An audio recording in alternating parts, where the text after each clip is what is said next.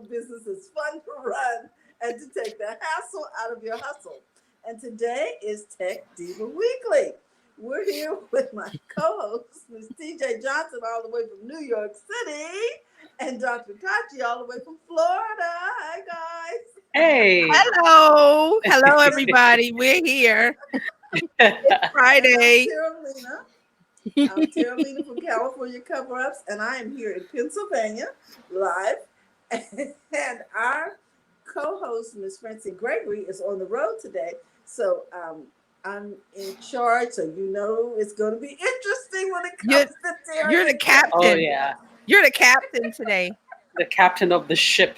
Captain Terry Yes. Lena. Now, here's the thing. The captain is flying blind because she can't see the chat. So I hope you guys can see the chat, Terry. We got you. TJ, Yeah. cool. Okay. So with that, shall we start with this day in tech history? Yes, let's do that. Okay, let's see if I can pull it over. There we go.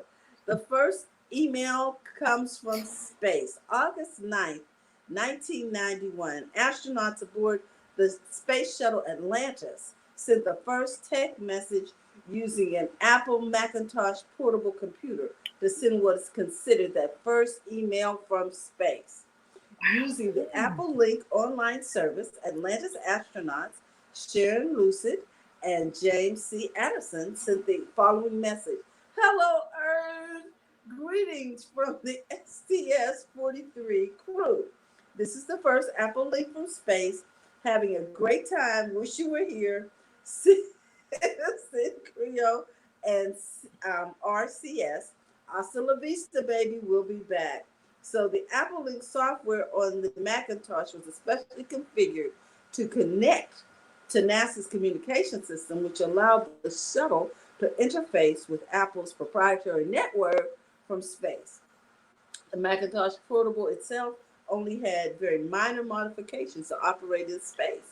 So there you go. Apple was in space and sent an email in 1991.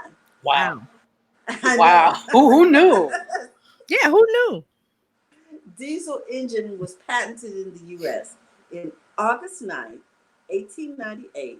The U.S. Patent Office awarded a patent to Rudolph Diesel for his diesel internal combustion engine, and we are all happy about it.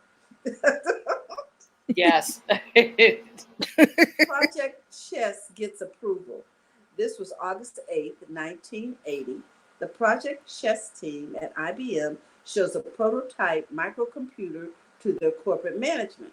Management gives approval for the team to build an operational computer within 1 year deadline to compete in the rapidly emerging personal computer market. 1 year and 4 days later, the IBM PC is introduced to the world, and the rest is history. Hmm. Hmm. Mm-hmm. Let's see. Apple and Microsoft call a truce. No, we don't want to talk about that. Okay, Apple, let's do this. IBM presents Harvard the Mark One, and this is really interesting because this is remember when computers filled the whole room. Oh, when we saw Hidden Figures, and now Hmm. Yes. they couldn't even get into the room. They hadn't figured out the door. Okay, August 7th, 1944. IBM presents Harvard University their automatic sequence controlled calculator, the ASCC, an electromagnetic computer devised by Howard H. Atkin and built by IBM. Harvard renamed the ASSC the Harvard Mark I. The Mark I is not significant for technical advances as the fully electronic ENIAC was being constructed when the Mark I was being put into service. However, Hmm. the Mark was the first large scale digital calculator ever built and served to spark the desire for more and better computing machines. So that was August 7th, 1944. And I think we're going to, we need to talk about the first transatlantic telegraph cable. August 5th, 1858, after four failed attempts. And I don't think we talk about that because sometimes, in business, we do fail. It says after 4 failed attempts, American merchant Cyrus Westfield succeeds in completing the first successful transatlantic telegraph cable, completed approximately 2 months after construction began. The cable is only operational for just over a month. However, this cable proved the feasibility of transatlantic communications, and Cyrus Westfield raised new funds to complete the first permanent telegraph line in 1866. Hmm. Mm-hmm. Okay. Wow. If Yeah, at I first you know. don't succeed. Yeah. Okay, I just wanted to get that one out because I think it's really important to encourage people. Sometimes when we fail, we're like, okay, that's not going to work, but it is. I'm going to end with this one. The first San Francisco cable car. August 2nd, 1873, the Clay Street Railroad begins operation, making it the first cable car in San Francisco's now famous cable car system. Oh, wow. I Cool. know, huh? Nice. Started in August. So, Oh, Oh, oh. did we lose her? Are you there, Biz Almost. Chick? let's see. Oh, There she There is. you wait. are. Okay. We were switching out. I needed to flip my camera. That's what was going on. I don't know Oh, why, okay. but Ah. See the joys of stuff happens. mobile. The joys of Yes, I mobile. didn't want to touch too many buttons because being on this device is different. It's real different. True. You I want to even have to watch what you're talk to the doing. left. Yeah, I have to talk to the left because it's like I'm mirrored or something. If I talk this way, see? Hey, y'all. It's like I'm talking to a wall. So now, there we go. So, guys, what's up in tech this week? Tons of stuff. Tons. Oh. What do we start? Let's start with Facebook and the Facebook Creator Studio. Mm. Okay. So this week they announced that you can now schedule Instagram posts and IGT videos from the desktop, not stories, just the desktop. And your Instagram account must be a business account because it has to be connected to the page. That's how it works. So Okay. that's one Okay. of the things that people have been asking for, uploading Instagram posts and things from the desktop because Instagram started out as a mobile app. So you do everything on mobile. Yes. So now, but you Exactly. have to go through Facebook Creator Studio, not Facebook.com. You go to Facebook Creator Studio. It's a whole Oh, new okay. look and layout, and Oh, it allows you to manage your business pages. And now they have the integration with Instagram, and I'm bringing that up because it's the integration thing is just Facebook is ramping it up this week with other things. So now they Mhm. also integrated Instagram DMs into Facebook Messenger, so you can message people.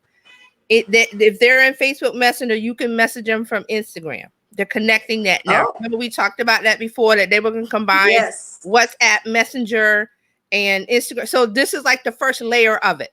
So now, right now, Instagram and Facebook Messenger are connected.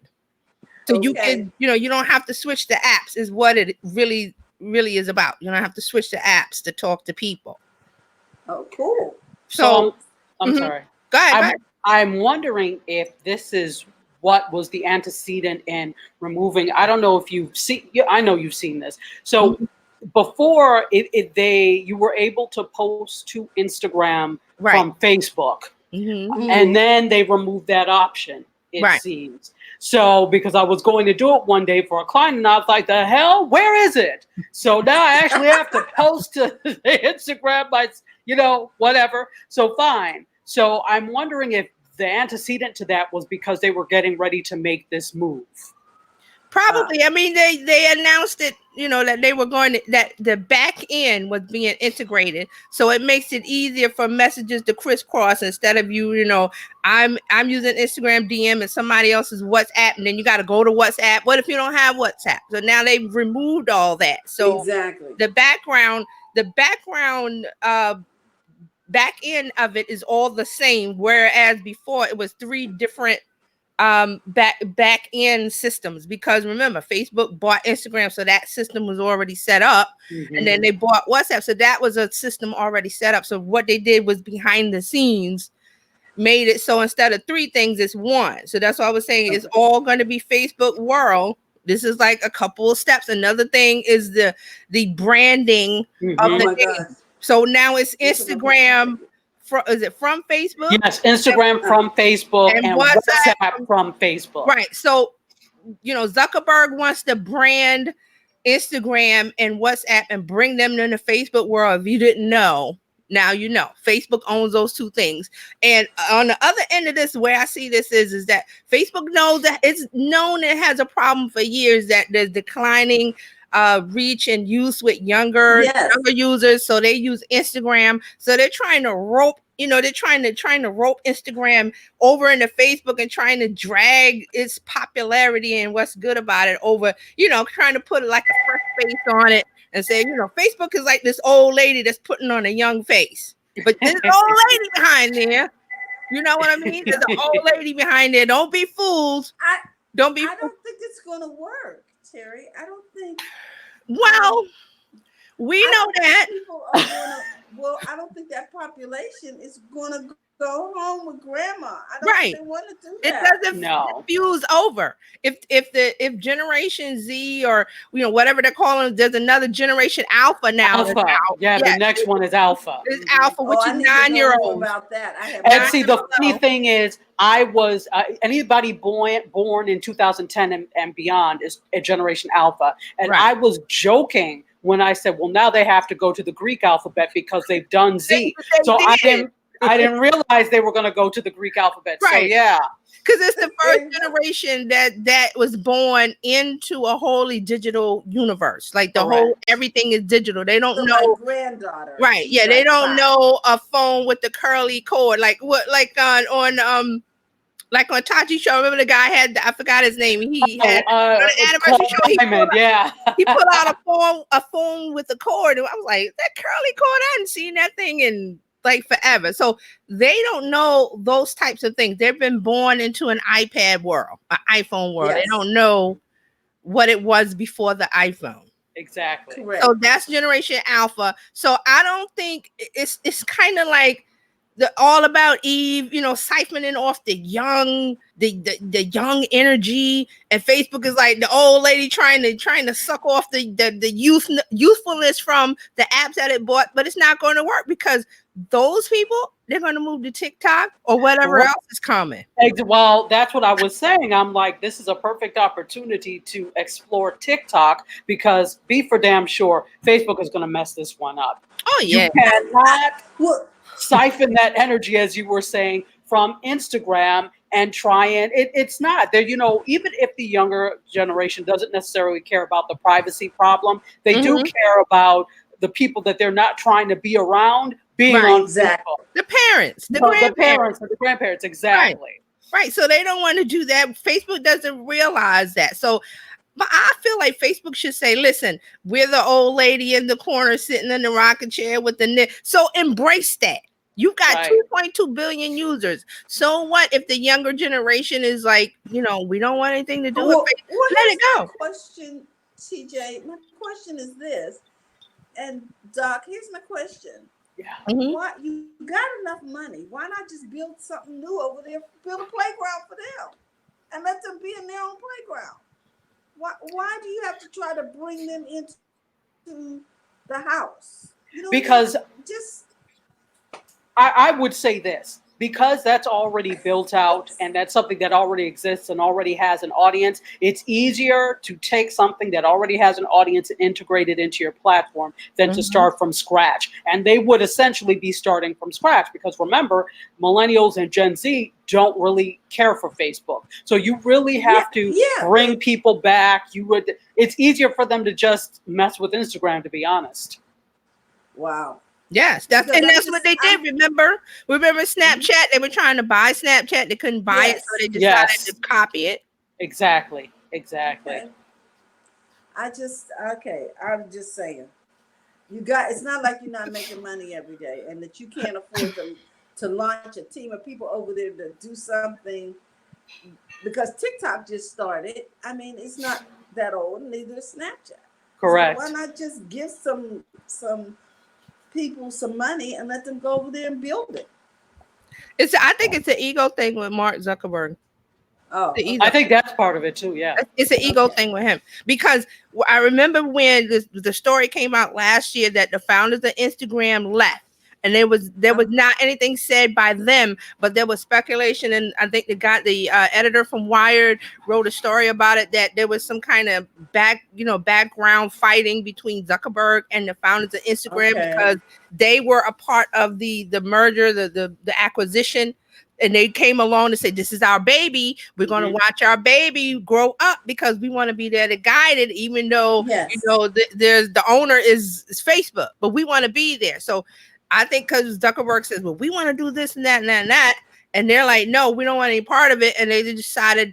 It got so tenuous, they decided to let their baby go. You know that story about Moses and not Moses. What is the baby and the two Yeah, women? Yeah, the baby was Moses. Yes, but the baby, two women and the baby and the king decided they was like they couldn't give up the cut it in baby. half. And the baby That one, yeah. cut it in half, and they was like the true mother would have said no. Right. Like, the true was like no.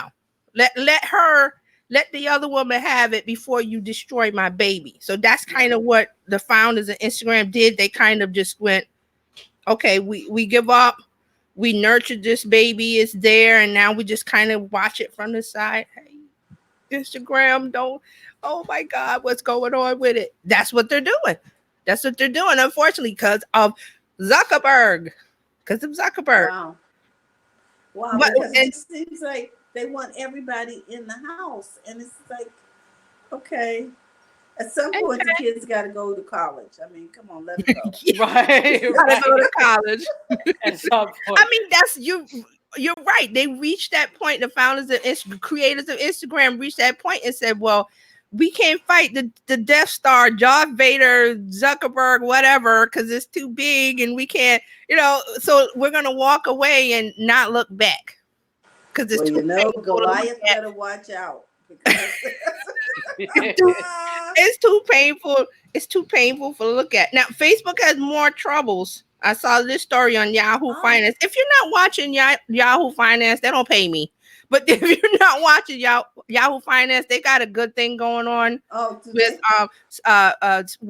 Wall Street and different business news and everything. Them and Cheddar. Okay. I do Cheddar more than I do Yahoo News, Yahoo Finance. But I kind of like the flow of their story because they have like an older crowd and then they have a younger. Okay. They have a younger Cheddarish show. Okay. Yeah, so they have a younger show. It's like around noon, they have a young crowd come in.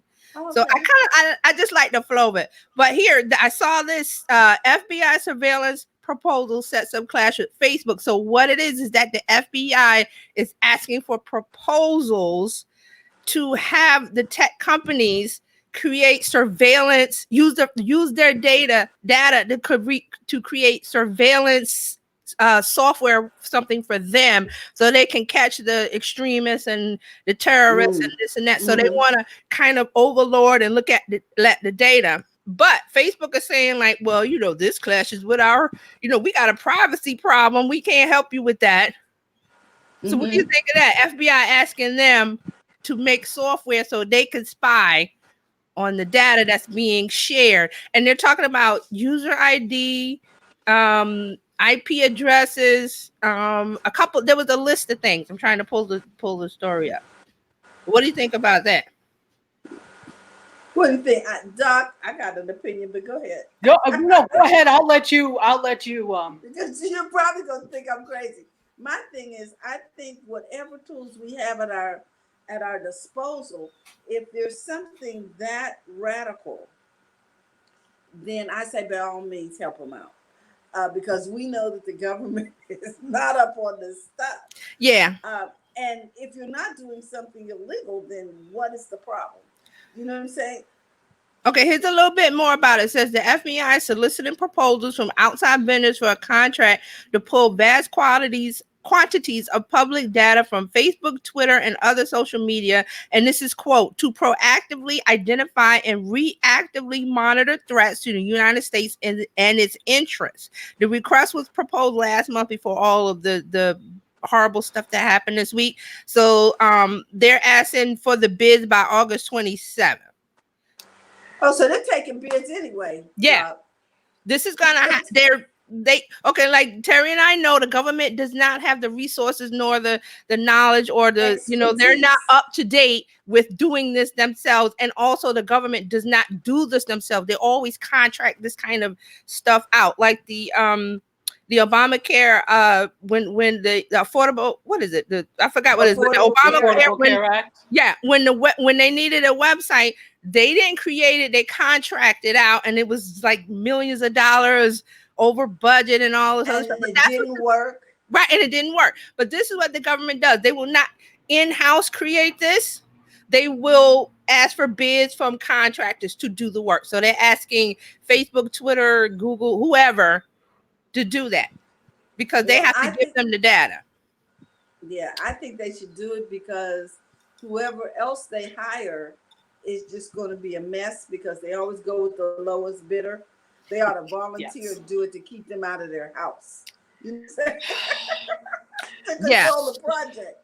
Yes. So it's going to be over budget. It's going to not work. Something is going to go wrong with it, because we're talking government and the people that will set the rules and the KPIs and the lowest bid and all of that. They are not tech savvy.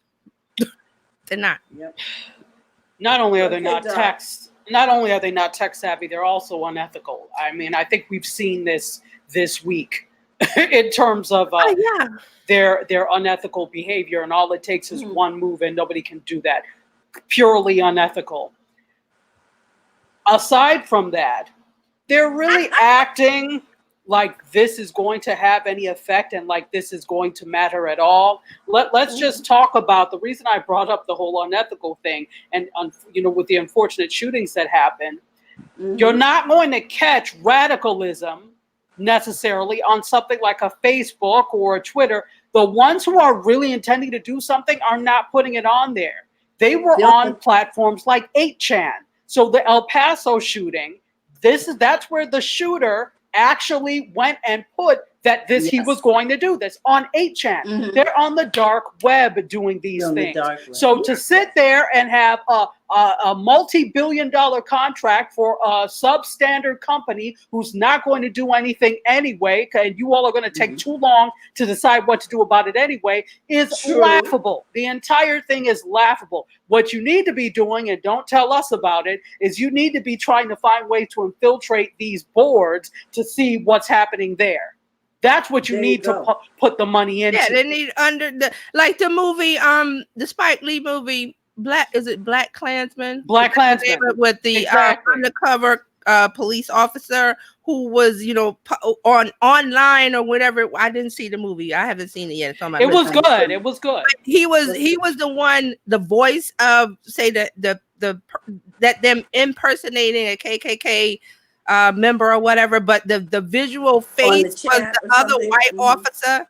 So you see how they went subversive with, talking and chatting with the group was the black officer, but the face of what, so it's kind of like going under and saying, okay, we're going to go on as an 18-year-old neo-Nazi, whatever, and just start chatting online with them, not letting the group know that it's really a FBI or police or whatever.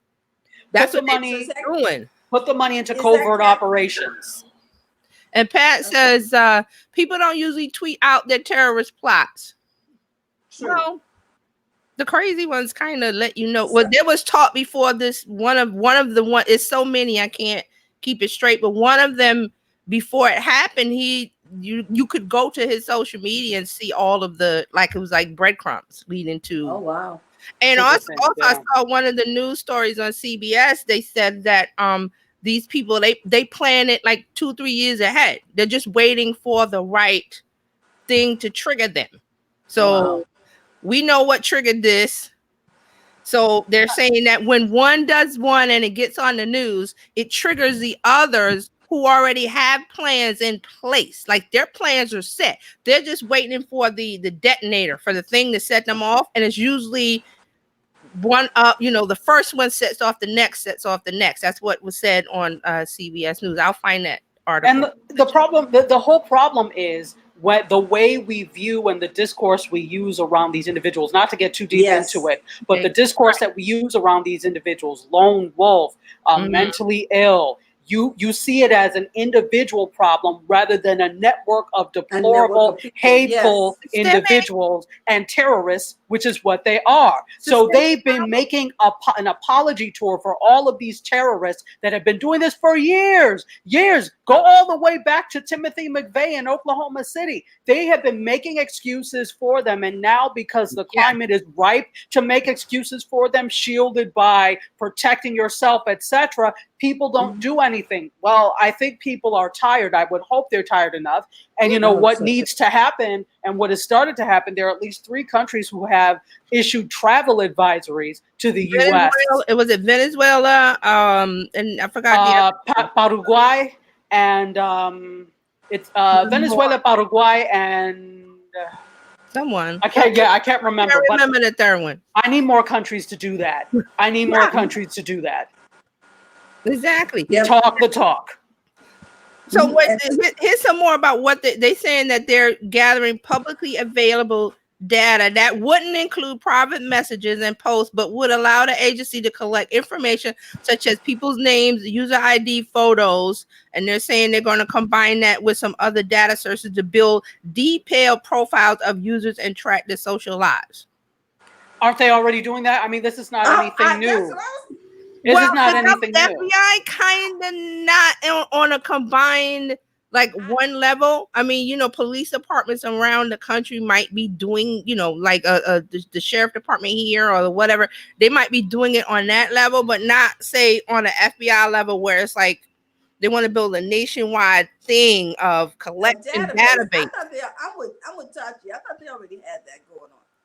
Well, even if it's not in one, the information certainly is out there and exists, and they are surveilling people. So I'm not saying that I'm for more surveillance, not at all. But this is why, like when your grandmother or whatever says, well, since you acted up, now you spoiled it, now we have to go home. Nobody gets any candy. Since she acted up, none of y'all get candy. Nobody gets it. So this is exactly what it is. So we could sit there and boo and ha all day, but because there are some individuals that like to act up and don't know how to act well, it's too damn bad. None of y'all get it. That's basically the way it has to be. Right. That's where it's going. So this is happening. They're taking bids. The government does their little process. Terry and I know the insides of it and how it's going to work. And yeah, I used to do the awards. I understand how that whole thing works. Yeah. So just like I said, just remember. I agree. We already got it going on. Right. Remember the Affordable Care Act and the $35 million website, something $1 million website. And that didn't work. I know. Yeah, it didn't work. It crashed. It crashed. They had to redo it, which meant more money, more of our money. So I'm just saying that's the precedent that the government has as far as contracts and bids and getting things and things connected to tech together. Tech. Wow. Wow. So be aware, guys. What's happening here? Hey, Maureen. Good morning. Hey, Maureen. And Jay is here too. Hey, Jay. Hey, Jay. Yeah. Hey, Jay. We're here. So, I think that's all I have for Facebook. Okay. Let me check. Oh my goodness. Really? She said, really? She said, really? Yeah, so Creator Studio, the combining the DMs and Instagram and Facebook and this FBI news. There's probably some more little stories about Facebook, but I'm done with Facebook. Completely or for today? For today only. So Tachi, what's up with media news? There's got to be some. Oh yes, I heard a lot of talk about Disney Plus this week. Oh yeah, Disney Plus. They have now Mhm. decided on how much it's going to be. $12.99 a month. No, thank you. Oh, but you get Disney stuff, you get Hulu, and you get ESPN. You don't want that? You don't want that? I have no kids yet, so I don't need Disney Plus.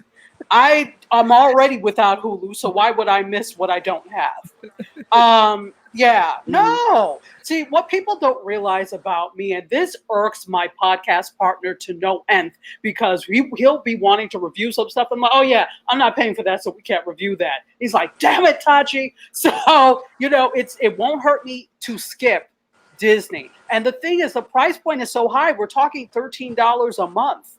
Right. If that's all you have, then fine.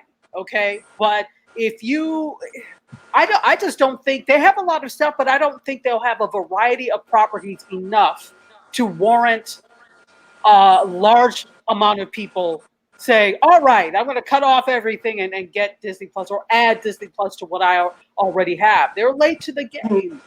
Yeah. Wow. So Disney, Well, they think they're banking on something big, but like we said before, there's streaming app fatigue. Mhm. There's where's the money coming from? Like I don't have kids. I don't watch sports. My daughter does not, but she's out of Disney. She's not TV anything. She's YouTube yeah. Yeah. and Instagram. So I'm good. I got Netflix. I'm good. We had Hulu, but I got rid of it because I was like, well, I don't need it. So I'm good. Right. A lot of people are gonna go, I'm good. Mhm. Yeah, Like me. I got rid of Hulu. I love British mystery, so I'm doing BritBox and Acorn, Uh-huh. and the whole Disney thing. The little bit I need for when my 5-year-old granddaughter comes over on weekends, we're getting that through Netflix. So, or is it Hey, cheaper for Brandon. me just to rent a movie? You know what I'm saying? As opposed to subscribe to what? And she is actually into YouTube. She's Mm. watching little kids play on YouTube. It's like, oh, let's look at so and so play with their dolls. I'm like, okay, cool. Oh, You know what I'm saying? YouTube just really has a variety of different things. In addition to the different series and some of the YouTube originals that are there, there are a lot of very brilliant creators on there. So whether you're watching an actual scripted series or some sort of mini docs, you can also watch clothing shopping hauls. You can watch food channels. You can watch comedy. So it's easy to sit there and just watch YouTube the entire day and not switch over to quote cable. So And what do I YouTube need you will, for, Disney? Go right, ahead. and YouTube will show, you will go and search or see a video that interests you, and YouTube will just keep serving it up to you, different things, different videos that may be the same topic, but Yes. they'll just keep, it won't stop and ask you, well, what do you want to watch next? YouTube goes, oh, I think you might want to watch this, and they serve it up and you watch it. And then another thing, and then another thing. So and then they also to do with provide you. recommendations. Yeah. Did I read an article saying that Facebook was trying? I know we left Facebook, but Facebook was trying to do news, that they were looking for creators and to do. Yes, that came out today that they want to pay. Do they want to pay them, or forgot what the story was? They want a partnership with like ABC and some of these big things to start doing news content. Right. And see, that's all part of that, what I call the circular firing squad. You get me in there and you won't let me out. You know what I'm saying? She said the circular firing. Hey, let me out. I want out. No, here's news. You wanted news? No. Well, they actually confirmed that they are launching a news tab this fall to deliver topical news stories to users. So they're really trying to expand their whole news thing. In my opinion, that is a move to try and combat being connected with the concept of fake news. So they're trying to beef up their credibility. And so they're getting into all sorts of things. And they also, I don't know if you saw, they're looking at trying to launch a subscription for Watch. Who the hell gonna pay for that? Just saying. A subscription? Yeah. No, I didn't hear But about there's that. just a little So, tab that you just go to tab and watch. Why do I need to subscribe to it? What is there additional special content or something? it's a fee pay thing, or is it just a Mm-hmm. subscription? Mm-hmm. Mm-hmm. Oh, okay. Mm-hmm. This is Okay. what this is what they're I don't think it's I think this is something that they're thinking about doing. Mm-hmm. So yeah. Yeah, so they said they're offering up 3 million a year for licensing rights Yes. for some outlets. Among those in early discussions are ABC News, Bloomberg, Dow Jones, the Washington Post. So they want to Yes. include these articles as part of a dedicated news section that is launching.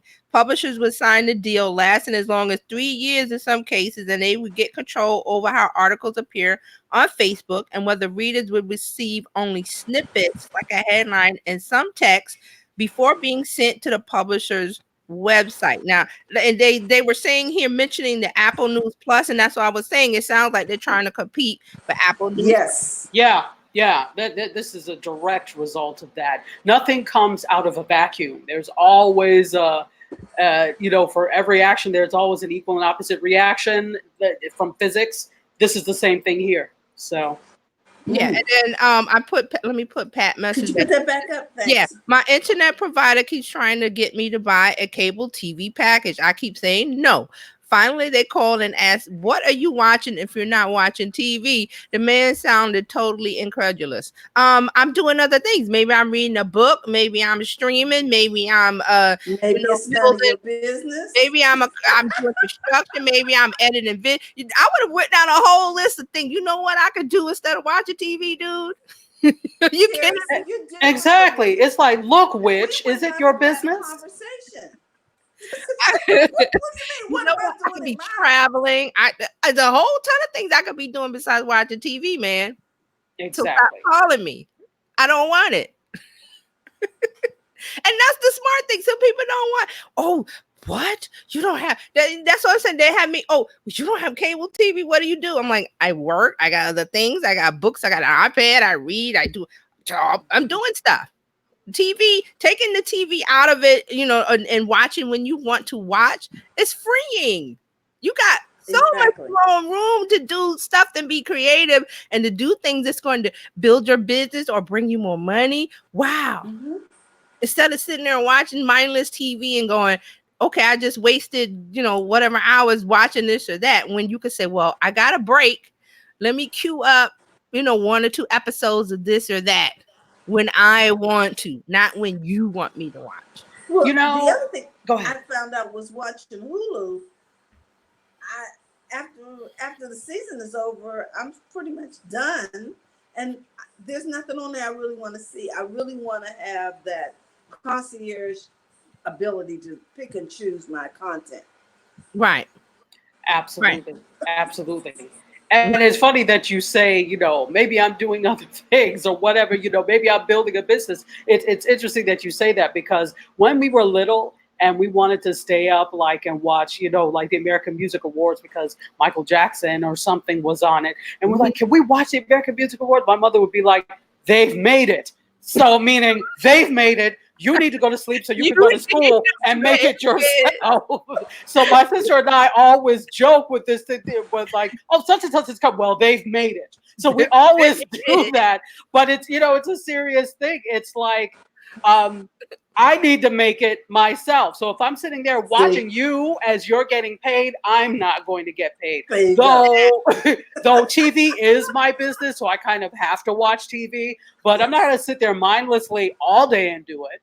Well, that's what they want. That's what they want.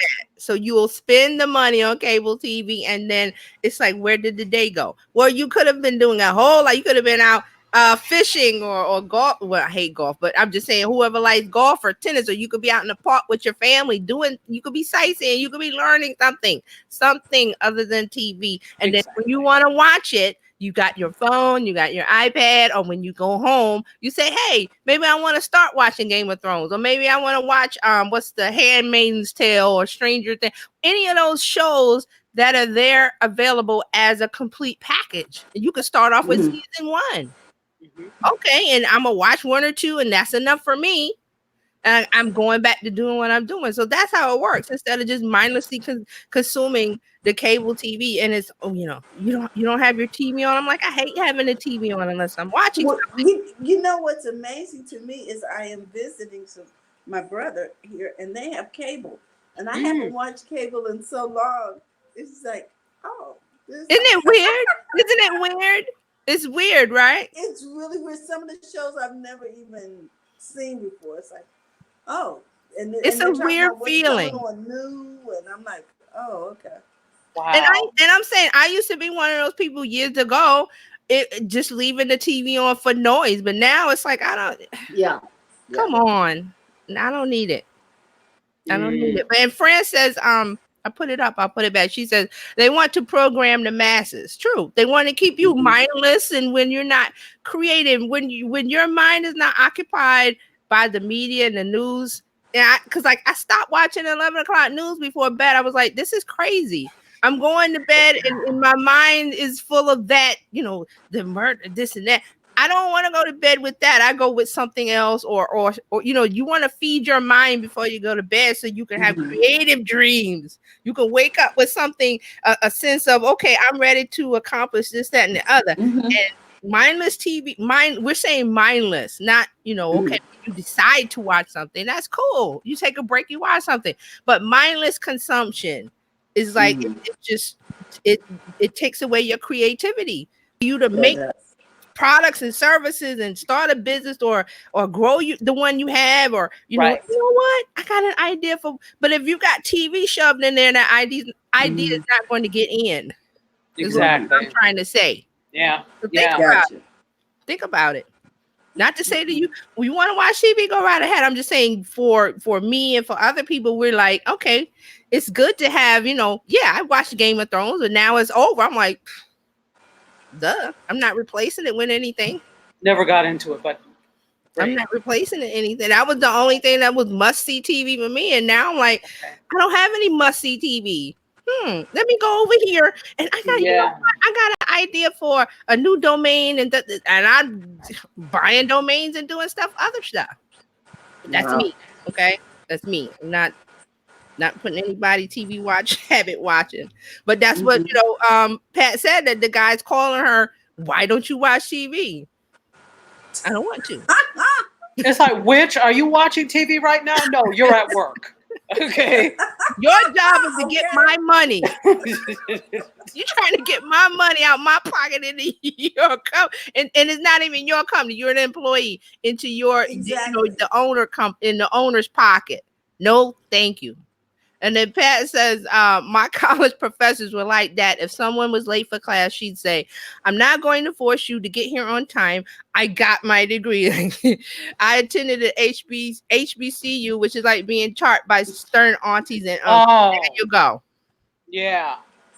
Okay. There you go. Nothing like the HBCU experience. Oh yeah, they'll tell you in a minute. I remember one professor was like, "Well, I'm here. I'm teaching. You don't want to show up on time, or you want to miss, or whatever. That's on you." Exactly. There's the other thing. They will call your mother. That's Tuition. This was. Sorry, go ahead. I was gonna say, because my mother was a Delta, and she would just call up and say, "You know what? I want you to go check on my daughter." Well, so here's the thing. That can't be done anymore, but because of rules. I forgot what they're called now. FERPA. That whole thing when you turned 18. Mm-hmm. Right. But when I was a professor at Morgan State, like in the early 2000s, I used to have parents, because I also advised some communication students. I used to have parents calling me all the time. They said, now you call me if such and such is not doing what they're supposed to do, because I'm not paying all this. I mean, they would call me with directives as to how to, but it was that village mentality. And I would get on them. I'm like, your mother called me. Yeah. So, and I'll call her back. Yeah. Can't do that anymore. But it straightened people out and let them know that you're not in this by yourself, and you're doing this for more than just you. That's what I love about HBCUs. Yeah, so you ain't that far from home. Yes. Yes. But now they can say, you know what? When I call you, you need to answer the phone. And you need to FaceTime me because I want to see exactly where you are right now. Okay. Exactly. Are you in the student union playing cards? Okay. Oh, Oh my all God. right. I want to say, hey, Eileen Smith is here. Hey, Eileen. And she said she was on YouTube for yes, YouTube. You want to know YouTube? Follow Eileen Go, Smith on girl. YouTube. Definitely. Um, Yes. any other? Do we have any other stories? Yeah. So this is really interesting. Uh-huh. Michelle Obama is actually launching a college advice series on YouTube Learning Hub. Oh, So this is media and tech together. Media is tech. yeah,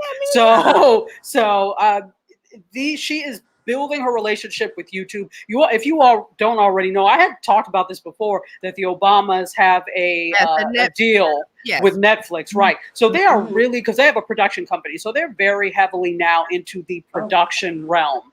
And so, Good. yeah, which is great because We need that. we need some positive content. So they unveiled actually just yesterday that she's going to be doing a student's guide to your first year of college. There's a trailer up on YouTube for it, and it's curated by Michelle Obama and her education initiative Reach Higher, which she started at the White House. Still first lady. Anyway, and she encourages students to complete their education beyond high school, basically. So they're going to cover a myriad of topics. It looks like it's a series of videos, so including financial aid, finding mentors, and living on your own for the first time. And she's going to be joined by experts in the field, upperclassmen, and people from Reach Higher's annual Beating the Odds Summit, which is for first generation college bound students. So not only is she getting into media, but they're getting into useful, positive media. I love I that. love that. Mhm. It's awesome. Yes. Do you have And, a launch date for that? Sorry? Do they have a launch date for that, or has it started? They don't have a launch date yet, but they have if you can look it up on YouTube. I got the information from Tube Filter, which talks about YouTube a lot. They have the trailer in fact, in Facebook and in here, I'll put the trailer link for anybody who's interested. Yes. Okay. Yeah, it says a partner. Yeah, it says a partnership between YouTube, Now This, and the First Lady's Reach Higher initiative. The series will air on the Now This channel and available at YouTube Learning initiative page September 4. They got September 4. Okay, they have I did the on Tube Filter. They did not have. This is from Mash. Yeah, this is from Mashable. From Mashable. Okay. So good. So September 4th. And it makes sense because September, there's lots of kids going back to school now, but September is really like back to school. So that makes a lot of sense to do it September, like the first early in September. And Pat says YouTube Learning Hub ? Yeah, YouTube Learning Hub. It says them, but it's good that they'll have some of this information on there. Nice. I look for it. I mean, and I believe that this is probably like one of many things to come from, like you said, the Obama, their production company that they've got excited for them. Yeah, I am too. And for the country. Yeah, I'm gonna check it out. We need it. Over, but I'm checking it out because it's Michelle Obama. Exactly. Michelle Obama. I love Michelle Obama. Love Michelle Obama. She is absolutely everything. Yes, she is. Yes, she is. She is the epitome of womanhood. So listen, I said I would love for her to run for president, but I know she's not because she's done with that. She said I'm done, but I would love for her to run for president. Girl, not in a current time, tomorrow, right? But to see her be, the first woman, it would be awesome. But she doesn't want it, and I understand totally. She's so graceful. I get it. I get it too. She went eight years of being first lady and being attacked and this and that. So of course, yes, you want to walk away, and I agree with that. But I'm just thinking, if Michelle would run for president, but just a dream. I know. It's just a dream, people. Don't get upset. She's not running. She already said, and I'm pretty sure that she's had tons of people ask her to run, and she said No. Oh yeah, even there was an article this morning that I saw where the filmmaker Michael Moore said that the only person who could beat the person who currently lives at 1600 Pennsylvania Avenue is Michelle Obama. Yes, I agree with that 100%, 1,000%. I agree with that, but she doesn't want the job, folks, and that's the deal. So that's the end of that. Yeah. She didn't want the job. She could walk out tomorrow and Yes. Oh, what? Can we vote right now? The people would be like, "Can we vote now?" Let's not even go through the campaigning. Yeah, I know. It's just a dream when I think, oh, but I respect her decision. She's Michelle Obama. Absolutely. Michelle. I love saying her name, Michelle Obama. Yes. Yes. I'm done. Pat, let me go back. Pat says she just subscribed. Never heard of the Learning Hub before. Thanks. I'm going to check it out too. I haven't heard of it. I am too. Yeah, no, I heard of it, but I haven't done anything or looked at it yet. So this is a perfect excuse to take a look at the Learning Hub. Yeah. I don't need an excuse to follow Michelle Obama. Yes, and I've got a couple of young men who are here, 15 and 13. I think it would just be great for them to start following early. You know what I mean? Yes, exactly.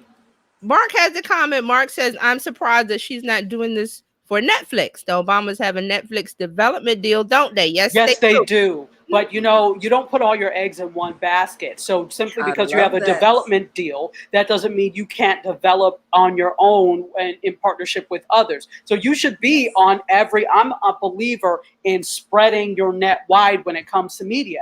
You need to have a podcast. You need to have a YouTube channel. You can be on traditional linear television. So the way to do it is by putting your feelers out and gathering as much audience as you can. So that's a great strategy. Yes, that's multimedia. Right. Absolutely. Yeah. Absolutely. So, and you also want to have multiple streams. You don't want to have like Tati said, you don't want to put all your eggs in one basket. Facebook. Yes. Facebook. Don't do that. Put it everywhere. Get out of the that's what you guys are doing. That's what you guys are doing with the Biscuits. You're everywhere. Mark said, "Tachi just schooled me, girl." I saw that. That's why I was laughing. Mark was like, I can't with Mark Ward. And he says you can't watch Netflix for free. This is free content. Exactly. So it's a spread, like Taji said, it's a spreading of the ideas. Okay, yes, they have a Netflix deal, and that's for people who pay for Netflix. But what about the people who don't have it or whatever? You go to YouTube, which is that area of, like I always say, YouTube is your library. Think of it that, because you always hear people, well, nobody's subscribing, my views are low. You're there to build a content library so when people can discover you, say this year or next year. Look at Eileen's stuff. She's got videos from years because she's been on YouTube years. So she built a library. Yeah, she's built the library that she will get hits from something that was 5 years ago or 4 or whatever. But she will always update and do a new. Say, okay, maybe I did this 3 years ago, but here's a new one for today. And there's another. Yeah, absolutely. I mean that is a great point where she's going to be able to hit. I mean, part of what they're looking at is like first generation college students as well, and those that can't afford. So to have this type of information at your fingertips that you would not get otherwise is invaluable. Not everybody is going to join a program like for young men or women that talks about college and that type of thing. So it's great. They don't know about it, right? Or maybe they don't get the information from, say, in the community or whatever. Like I said, kids are watching YouTube, so that's the best place for them to put this information. YouTube. Exactly. And this cuts through the transportation issue. This cuts through the work schedule because they're probably working. Yes, I ain't going to school. Now they can watch it anywhere, anytime. Exactly. And Pat says, "I'm glad Ms. Obama made the deal with YouTube. Very often the people you're trying to reach aren't or can't use the platform. You have to pay for it, right?" And Mark says, "I like to be the only viewer and use it to build support for my insecurities." Okay. Oh goodness. All right, Mark is here with Okay, the Mark. comic Mark relief. Ward. Mark Ward is Oh my here, the goodness. comic relief. Thank you The very much. comic relief of the year. Yes. I do have one other thing really quickly. Okay. So if you did not hear, Jay-Z and Will Smith are teamed up to do a series on Emmett Till. Yes. Oh Well, wow. they have found a home, and the home is going to be ABC. So they've been shopping around for a while, and they finally found a home at ABC. It will focus on the story of Emmett Till's mother, Mamie Till Mobley, who fought for civil rights for the rest of her life after the murder of her son. Okay. So Smith and Jay-Z, they both have their own production companies. Their respective production companies have worked together in the past. They did the remake of Annie in 2014, with Quvenzhané Wallace, if you don't remember that. Yeah. And so they initially pitched this series to HBO 5 years ago, and it was going to focus on Emmett Till. But then it was framed as a miniseries, but then they kind of retooled it. So it's going to focus a little bit more on the mom now, and it's going to be at ABC. Okay. I love that. I saw that and I posted this in my store on my Facebook stories. And I saw Okay. it, and Okay, I saw good. that and I was like, I was so excited that it wasn't on like Netflix or whatever. So ABC will give it more exposure, which is what you Oh want. good. It will give it more exposure. My issue with things being on network is they don't have, number one, the time or the leeway to do things, because remember, when you're talking about network, you're competing with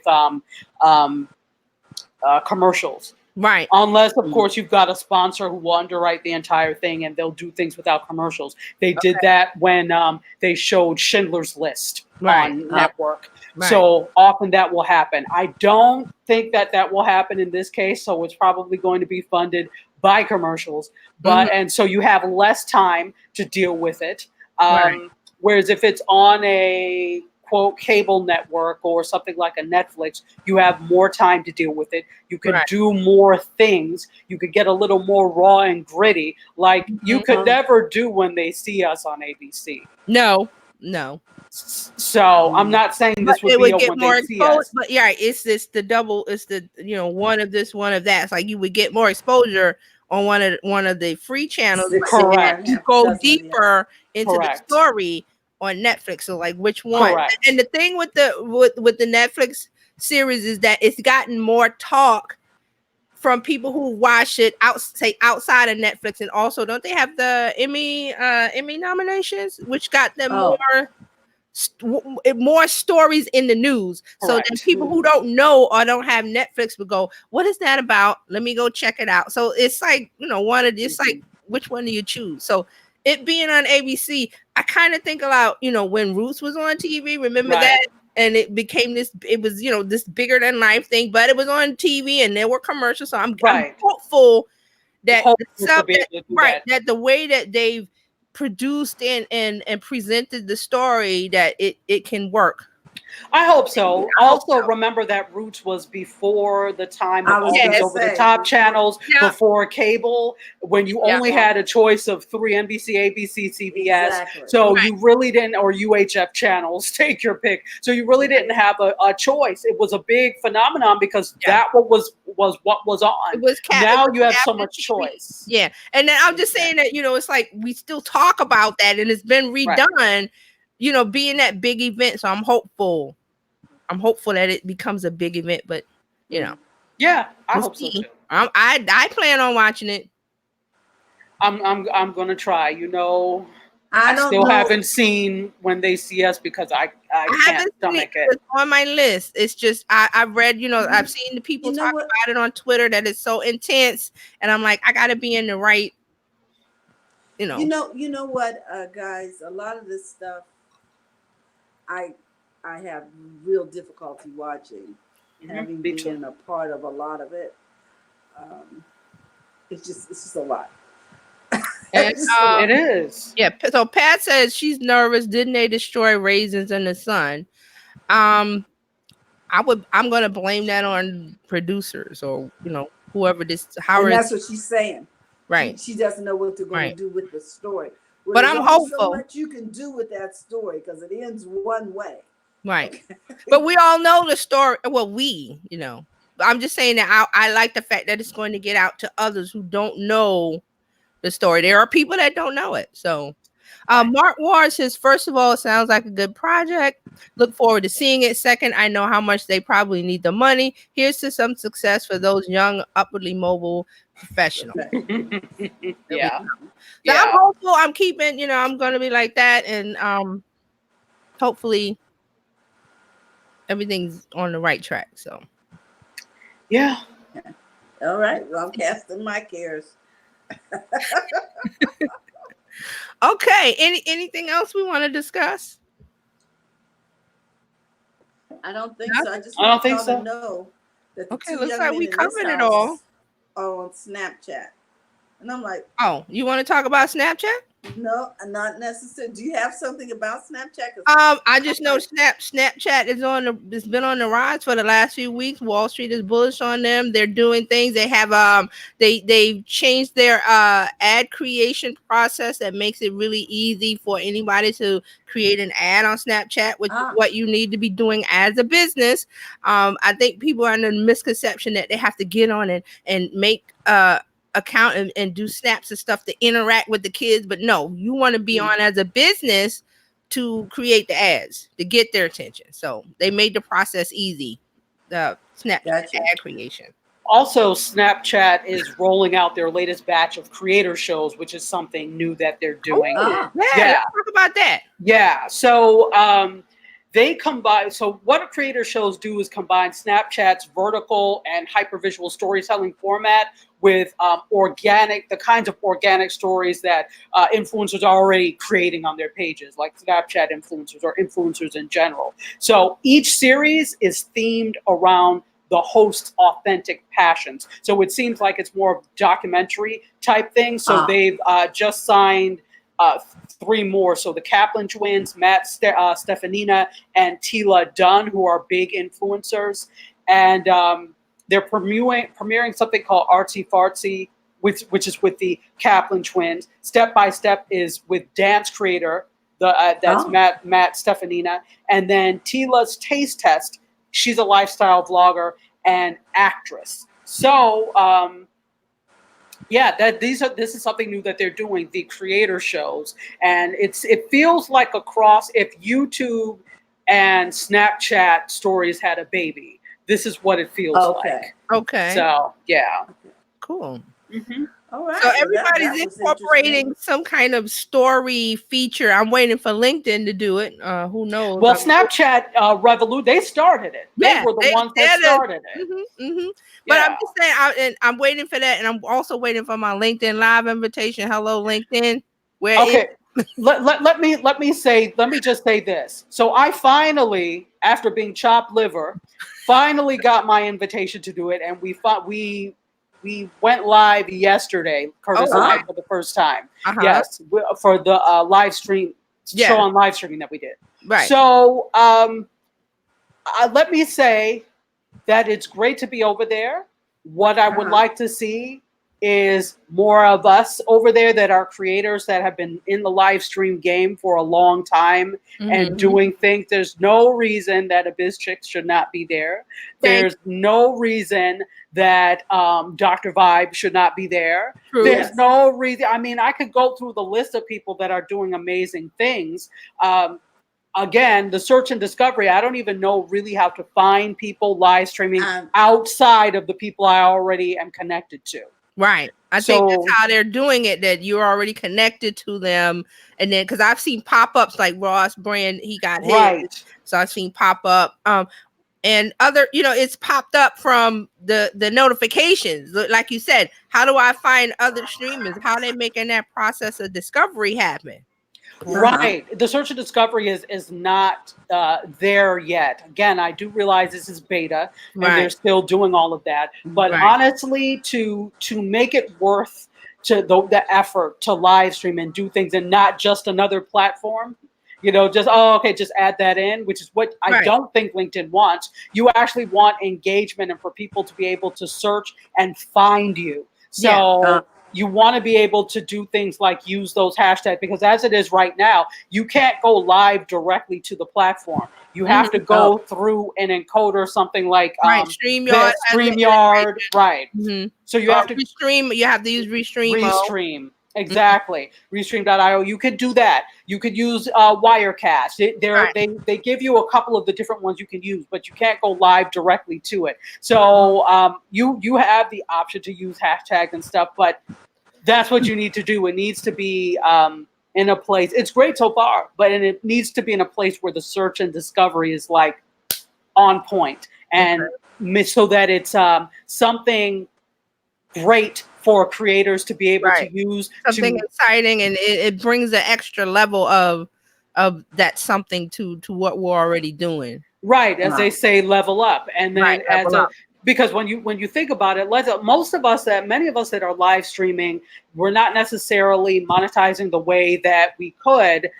So in a sense, you're like doing this for free. There are ways of monetizing, obviously, but you're doing it for free. So if I'm having to, number one, pay for an encoder to get onto your platform, I'm not making, necessarily any money. You've got to make it so that there's search and discovery, so that I can do things like, hey, so check out my website or whatever. So. Right. And Eileen says she's going to wait until everyone else does the beta testing on LinkedIn. I'm already beta testing way too many apps. Yeah, we got beta testing fatigue over here because we've been burned by the B word and the this word and the that, and so it's like when I see the word beta, I'm like, here we go again. So, but you're right, Tachi. What is it going to? I see the level of excitement. Hey, we're on LinkedIn Live, but it's just one more thing because we're already live streaming here, and others. So it's like, okay, that's just one more ingredient to put in the pot. What is it? Right. What is the flavor going to be? Exactly. Well, at least it's out of the circular firing squad. So yeah. I'm just saying. Firing squad. Okay. And like Eileen says, you wait. You're gonna wait.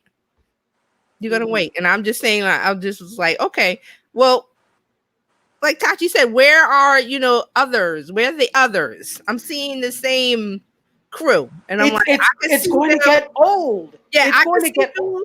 I see you. I can see you on Twitter or Facebook. I can see you over there. So exactly. It's a good point to bring up. Yeah, and it's great. But again, you want to avoid being just another platform. What makes you different besides the fact that it's a professional platform? What else? What makes you different? And what starts to happen is, I think. This is, what I need to do? I need to talk about, with my just on there for 2 minutes self. I need to talk about, live streaming for a platform like that, because I think the initial thought that everybody comes in, oh, this is LinkedIn, it's professional, so I have to be professional and everything has to be serious. Now, it's not going to be the Dow Jones Comedy Hour. I'm not saying that. But at the same time, I think that the people who are going to start to stand out on there once there is search and discovery are the people that can bring personality, that can let loose, that can give the information with personality. Because what happens is it's going to start to look the same, like everybody's doing a corporate industrial, and that's going to spell curtains for it if you're not careful. Well, not only that, aren't they already getting that from the venues that they're looking at now? They're probably looking for something, like you said, that they can watch in a relaxed manner and sit back and, sort of chill out. Exactly. See, a part of that. That's why I said they should have stories, because the stories feature is going to bring it to where you don't have that, the suit and tie, this is you don't want that kind of thing. You want to have where it's more creative and you have an entertainment factor, not in the sense of telling jokes, but just in a way that, okay, I want to watch that. And when people do stories, it kind of loosens their creativity for video. That's how I feel about it. That's why I use it, because it's like, okay, let me try this, let me try that. It's a quick format. You don't have to commit to, well, I got to sit down and 30 minutes of this and that and that. It's just, you do it, and then it releases something, and you go, okay, they like that, they don't like that. It's like a kind of like a A/B testing thing. That's why I was wishing they would have the stories feature, because it would loosen up that thing that you just said about the corporate this and the. I don't want that over there. But I don't want it to be a free for all like Twitter though either. There's got to be some kind of middle ground with LinkedIn. Well, that's why they're in beta. Yeah, that's why they're in beta. I want them to get the stories. Fran is saying we have the capacity to go live on LinkedIn via Restream. Just don't have the invite. You need the invite first. You need the invite, which is there's a backlog, a list, and you do it, and it's like 2 months later you're going, well, okay, what's going on? You forget about it. And then all of a sudden, like Taji said, you said you got the email, and it's like, boom, there you go. So there's no rhyme or reason, folks. And then Eileen says she's like, I'm waiting till they get out of beta. So choose your poison. Which one? We're looking forward to seeing you over there, Taji, though. Yes. So you'll see me there twice a week. Okay, good. Let us know how we can connect. Yes, let us know. Okay. Make sure you get your numbers going. Yes. Yeah. We want more of you. Yes. I want the notification to pop up. This says Dr. Chachi. Exactly. I want that notification to pop up for me. Not the ones that I'm getting. I'm going, wait a minute. Am I following this person? I was like, who is this? Well, apparently notifications do pop up, because I saw people there yesterday. They're like, hey, also, okay, so notifications do work. That's what I like about it. That's what I love it. They right there. If you got your phone or your desktop or whatever, it's like, boom, they come right up. So that's a good thing. Mark has signaled time for the closing song, and then he says, go to the front of your line, everybody now go to the front of your line, not back to the front, to the front of the line, everybody front of the line. You need to have a theme song made with that. But don't forget to go to the front of your own line. Yes. Hey, it's so true. We're always putting everybody in front of us. He's our producer wrapping us up. Like, okay, time for the closing song. Like, thanks, Mark. Thanks a lot. Which means you don't have to go home, but you need to get the hell out of here. So yeah, exactly. So there you go. I'm gonna leave it to Terry to do the honors. Okay, well, I can't push the button, but I can say to everybody, we want to thank you so much for joining us. Remember, we'll be back here Monday with content for you and coffee thoughts. We want to thank TJ and Tachi for joining us today. We want to say hey to Fran. She's on the road. And guys, we want to remind you, don't forget to go to the front of your own line. We'll see you then. Bye-bye. Bye, guys. Have a good weekend. See you next week.